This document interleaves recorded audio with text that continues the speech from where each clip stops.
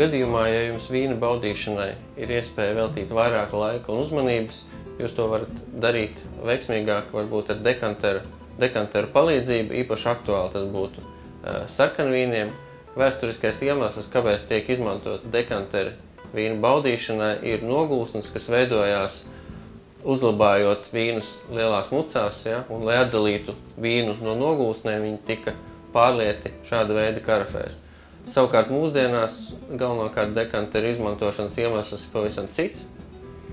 Vīna mūžu var salīdzināt ar cilvēku mūžu, ja, un jaunības gados vīns bieži vien ir agresīvs kā tīnis. Lai viņu nedaudz nomierinātu, mēs vīnu varam pārliet karafē, tādā veidā saskaroties ar skābekli, vīns top maigāks un patīkamāks baudīšanai. Ir dažāda veida un dizaina un tilpuma dekanteri. Jaunākiem vīniem būtu piemērotāki dekanteri ar lielāku saskares virsmu, ja? Tas būtu šis. Un šāda veida, ja?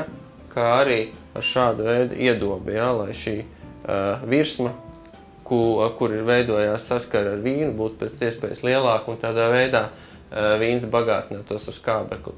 Šāda veida dekanterus var izmantot baltvīnam, kas ir mazāka tilpuma, kurus var ievietot arī kādā ledus traukā, lai vīns neuzsiltu un būtu patīkami baudāms.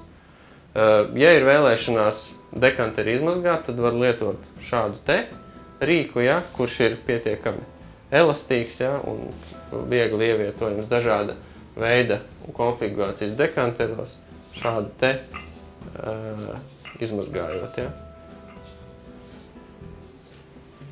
Atkal viņu var viegli iztaisnot.